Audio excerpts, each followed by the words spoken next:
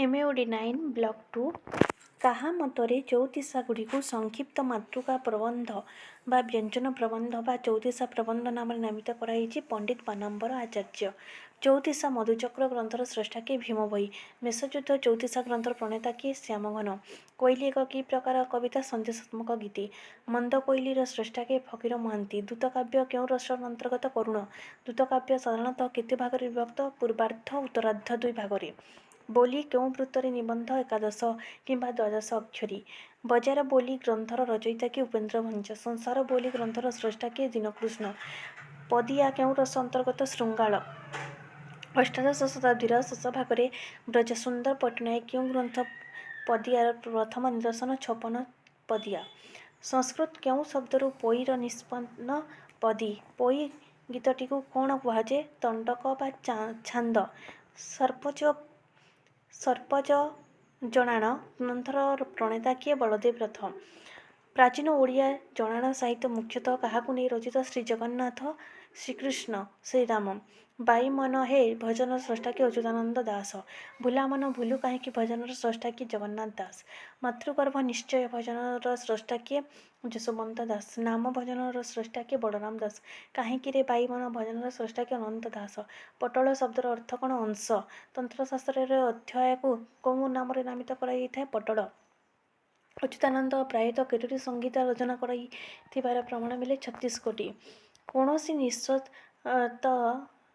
କୌଣସି ନିଗୂଢ଼ ତତ୍ତ୍ୱ ସମ୍ବନ୍ଧରେ ଯଥାଯଥ ଯୁକ୍ତି ସାହାଯ୍ୟରେ ସମାଧାନର ପହଞ୍ଚିବା ରୀତିକୁ କ'ଣ କୁହାଯାଏ? ନିର୍ଣ୍ଣୟ। ଅଭୟ କବଚ ଗ୍ରନ୍ଥର ରଚୟିତା କିଏ? ଅଚ୍ୟୁତାନନ୍ଦ ଦାସ। ରାଧା କବଚ ଗ୍ରନ୍ଥର ରଚୟିତା କିଏ? ଦୀନକୃଷ୍ଣ ଦାସ। ଚମ୍ପୁ ଏକ କି ପ୍ରକାର ରଚନା? ଭଞ୍ଜ ପଦ୍ୟ ଓ ଗଦ୍ୟ ବା ଉଭୟ ପଦ୍ୟ ଓ ଗଦ୍ୟ। କିଶୋର ଚନ୍ଦ୍ରାନନ ଚମ୍ପୁ ଗ୍ରନ୍ଥର ରଚୟିତା କିଏ? କବିସୂର୍ଯ୍ୟ ବଳଦେବ ରଥ। ଓଡ଼ିଆ ଅଭିଧାନରେ ତୁମ୍ବାର ଅର୍ଥ କ'ଣ? ବାଦ୍ୟ ବିଶେଷ। ଛୋଟ ତୁମ୍ବା ଓ ଯାଇଫୁଲ ତୁମ୍ବା ଗ୍ରନ୍ଥର ରଚୟିତା କିଏ? ବଳଦେବ ରଥ। ନୋହିଲେ ବୋଲି ସୃଜନେ କଲି ହାସ୍ୟାସ୍ପଦ ପଦଟି ପ୍ରେମଚିନ୍ତାମଣି ଗ୍ରନ୍ଥର କେଉଁ ଛାନ୍ଦ? 25। କଲା ଲୋଟଣୀ ଗଢ଼ା ଫିଟି ପୃଷ୍ଠେ ପତି ପାଇଲା ଶୋଭାଗୁ ନିନ୍ଦା କଲା କି ପକ୍ଷିଣୀ ପ୍ରଭା। ଏହି ଉକ୍ତିଟି କେଉଁ ଗ୍ରନ୍ଥରୁ ଉଦ୍ଧୃତ ହୋଇଛି? ପ୍ରେମଚିନ୍ତାମଣି।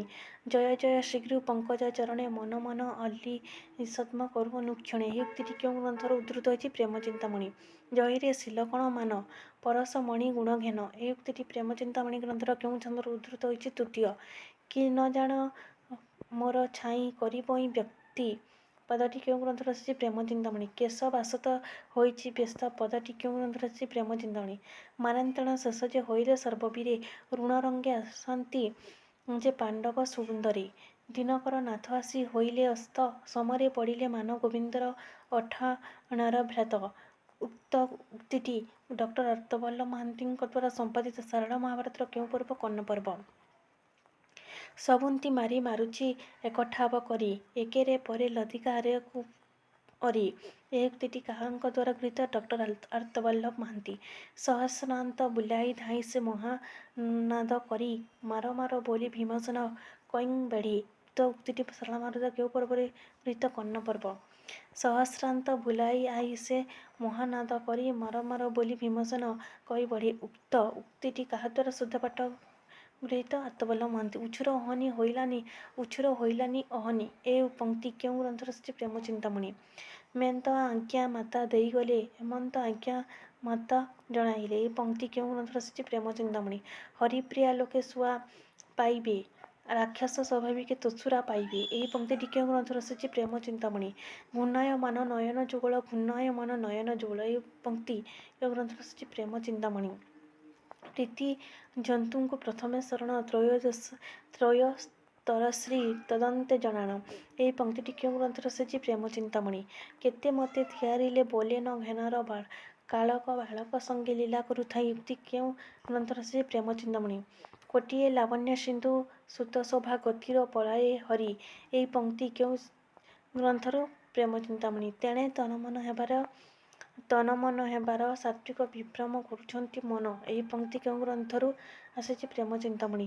ଗ୍ରନ୍ଥ ସମ୍ପାଦନାରେ କେଉଁ 4ଟି ଦିଗ ଅଛି? ସାମଗ୍ରୀ ସଂକଳନ, ସାମଗ୍ରୀର ପୁନଃସଂସ୍ଥାନ ବା ପାଠ ଚୟନ, ପାଠ ସଂସ୍କାର, ବିଚାର ବିଶ୍ଳେଷଣ ବା ପାଠ ଆଲୋଚନା।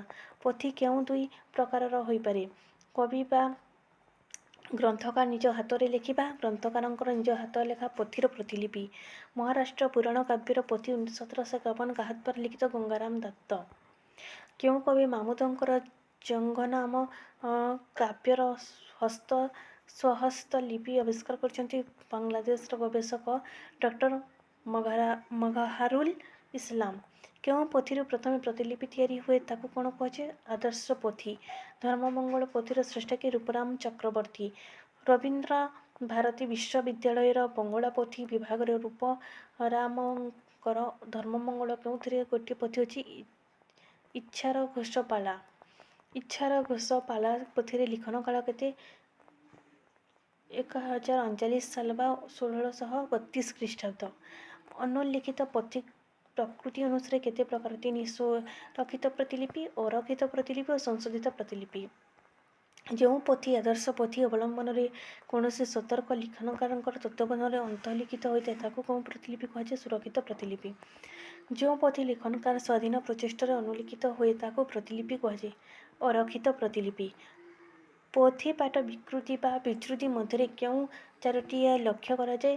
ବିପର୍ଯ୍ୟୟ, ବର୍ଜନ, ସଂଯୋଜନ, ମିଶ୍ରଣ। ବିକଳ୍ପ ପାଠ ନିର୍ଣ୍ଣୟ ନିମନ୍ତେ ପାଠ ସମାଲୋଚକ କେଉଁ ଦୁଇଟି ପଦ୍ଧତି ଅବଲମ୍ବନ କରିଛି? ପାଠ ସଂଶୋଧନ, ପାଠ ପୁନର୍ଗଠନ।